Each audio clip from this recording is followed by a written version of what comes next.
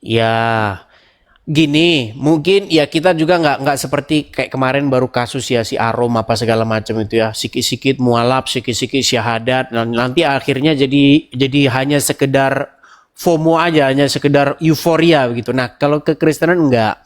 Jadi yang mau masuk Kristen itu memang benar-benar diperiksa dulu. Ya motifnya diperiksa dulu, memang tulus enggak begitu. Jadi mantep dulu karena kita ini mementingkan kualitas ketimbang kuantitas begitu.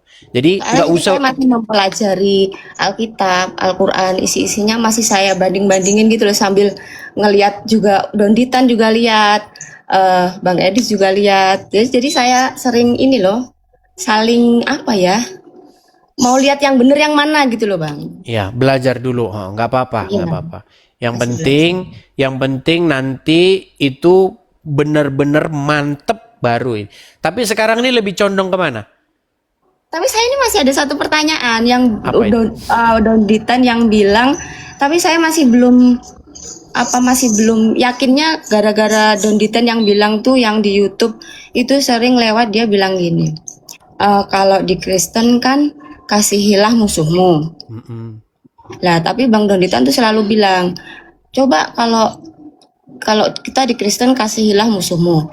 Tapi kalau di Islam kan coba pikir, masa kalau kita dijajah dia musuh, apa kita harus mengasihinya?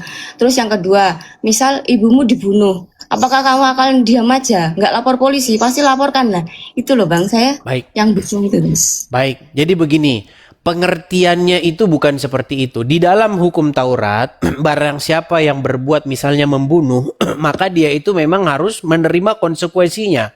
Bukan, makanya begini, mengasihi itu bentuknya bukan kalau membunuh dibiarin. Wah itu salah.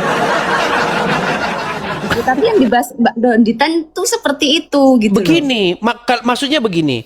Kalau orang membunuh, maka dia itu harus mempertanggungjawabkan perbuatannya. Jadi begini, ketika Tuhan Yesus berkata itu, apakah Tuhan Yesus mengatakan itu di tengah hutan? Kan enggak. Yesus hidup di tengah-tengah masyarakat di Yudea, ada hukum di situ. Kalau orang mencuri itu ada hukumnya, orang membunuh ada hukumnya. Begitu. Jadi bukan berarti ketika Tuhan Yesus mengatakan demikian, kalau ada orang membunuh, maka jangan atau dibiarkan, bukan begitu. Kan ada hukum. Itu Tuhan Yesus. Ini makanya Donditan bahas A, yang dibahas Yesus B. Gak nyambung. Tuhan Yesus itu mengajarkan supaya kita itu tidak membalas kejahatan dengan kejahatan. Contoh, saya kasih contoh. Kalau ada seseorang menjahati kita, menjahati dalam pengertian contohnya dia misalnya melakukan hal-hal yang curang kepada kita. Kita tidak melakukan balik kepada dia, menuntut balas, karena penuntutan balas itu ada pada haknya Tuhan. Begitu. Jadi kalau misalnya ada orang misalnya membunuh, kita bukan membunuh balik dia, tetapi menyerahkannya kepada hukum. Seperti Tapi itu. kita memaafkan gitu ya, Iya, berarti ya. kita harus tetap memaafkan. Itu biarlah hukum, karena penuntutan balas itu dalam Alkitab dikatakan hakkulah pembalasan. Begitu. Nah, di dalam Alkitab juga dikatakan bahwa hukum ya itu datangnya daripada Tuhan. Seperti itu. Jadi